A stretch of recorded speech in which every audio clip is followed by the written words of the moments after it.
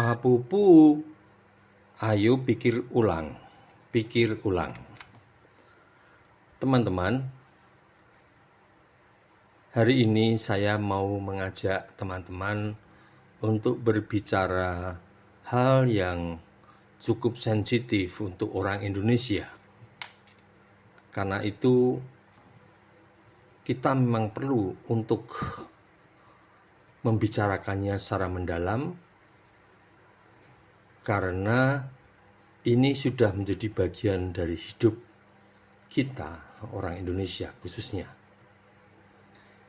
Yang saya maksud adalah agama. Dan agama saya bicarakan di dalam kaitannya dengan kerohanian atau spiritualitas. Agama dan kerohanian. Agama dan kerohanian itu dua hal yang berbeda. Dua hal yang kerap diandaikan bahwa seolah-olah orang beragama itu pasti memiliki kerohanian. Dan juga sebaliknya, orang yang tidak memiliki agama itu tidak memiliki kerohanian. Dalam hal ini saya mau mengatakan dengan gambaran yang mungkin agak ekstrim, tetapi marilah kita lihat apakah gambaran ini akan menolong kita untuk melihat halnya dengan jernih tanpa harus diwarnai oleh kecurigaan ini atau itu. Agama itu adalah sesuatu yang ada di luar diri manusia. Bentuknya bermacam-macam, dari kitab suci, komunitas, dogma, ritual, dan macam-macam hal yang boleh dikatakan bisa ditempelkan pada siapapun. Sementara kerohanian itu saya bilang adalah sesuatu yang adalah bagian dari diri seseorang. Maka kalau kedua hal itu saya letakkan berjejeran, agama dan spiritualitas itu bagaikan sandal dan kaki. Sandal untuk agama, kaki untuk spiritualitas. Agama bisa dipinjamkan, bisa diekspor, bisa dipakai, bisa dilepaskan, bisa diganti. Tetapi kalau itu terkait dengan kaki, hal yang sama tidak mungkin dilakukan. Kita tidak bisa bertukar kaki. Kaki sudah merupakan bagian dari adanya diri kita. Dengan demikian, kerohanian atau spiritualitas itu sifatnya sangat personal, dan bukan hanya personal, tetapi betul-betul tidak bisa dipisahkan dari diri kita. Sementara agama bisa. Saya pernah tidak punya agama ketika saya belum masuk agama apapun. Ketika saya lahir, orang tua saya memang punya agama, tetapi saya belum diklaim sebagai pemilik atau penganut agama tertentu. Namun pada saat itu, saya sudah berspiritualitas. Saya sudah berkerohanian, karena kerohanian itu adalah kaki.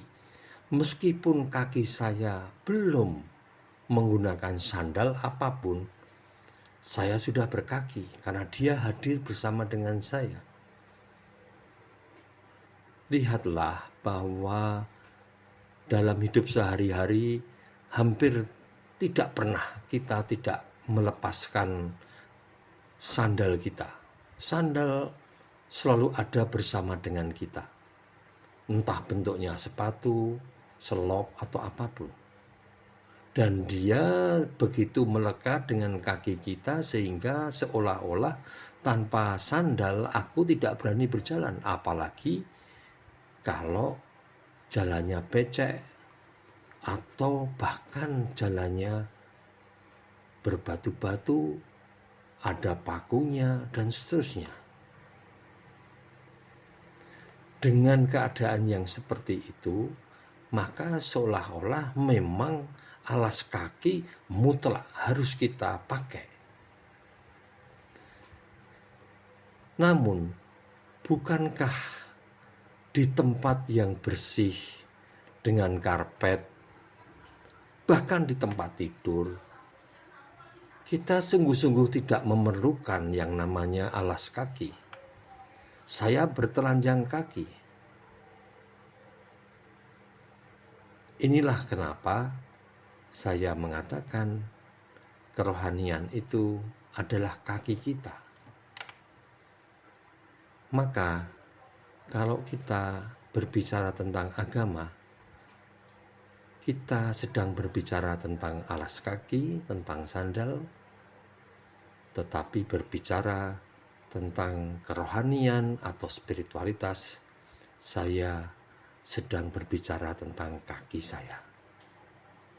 Oleh karena begitu banyak sandal dibuat orang dan dengan mudah kita berganti dan tertukar bahkan, maka saya melepaskan agama sebagai sesuatu yang ada seperti di pasar bebas. Orang bisa memilih ini dan itu, dan orang tidak perlu untuk saling mencemooh dengan agama yang berbeda-beda itu.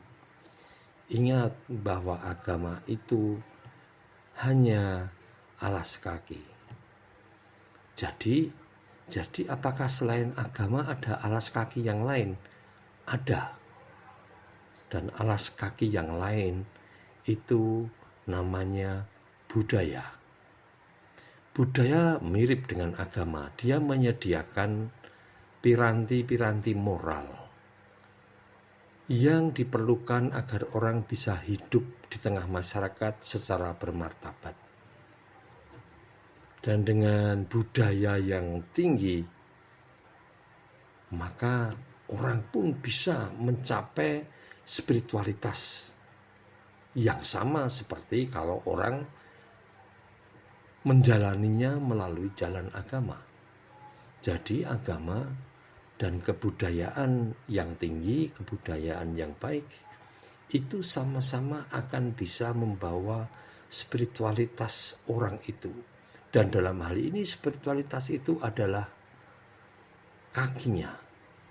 Dengan kata lain, dengan sandal yang baik, entah sandal agama maupun sandal budaya, maka kaki kita bisa terlindung dan kita bisa berjalan melalui aneka macam situasi dunia ini yang secara konkret kita jalani.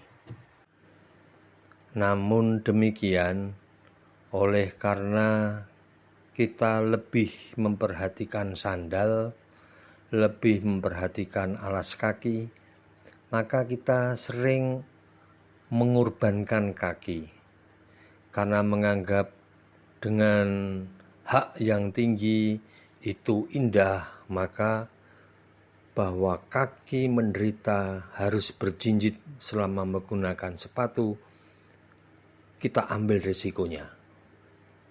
Oleh karena model-model sepatu yang menarik, lalu efeknya pada kaki kita sering kita abaikan. Bahkan ketika dipakai terasa mengganjal, nyeri, atau bagaimanapun yang tidak nikmat untuk kaki. Tapi demi pikiran kita bahwa ini akan kelihatan lebih mentereng, lebih berbobot, lalu kita korbankan kaki kita yang menderita hanya demi dipakainya alas kaki tertentu. Ini yang perlu untuk kita sadari, bahwa yang utama adalah kaki kita. Dialah tujuan yang akan membawa kita kepada kerohanian. Dan agama maupun juga budaya itu bisa membantu sebagai sarana melindungi terhadap yang kurang baik dan mengarahkan pada yang baik. Namun demikian, tetap saja kaki sebagai subjek itulah yang utama.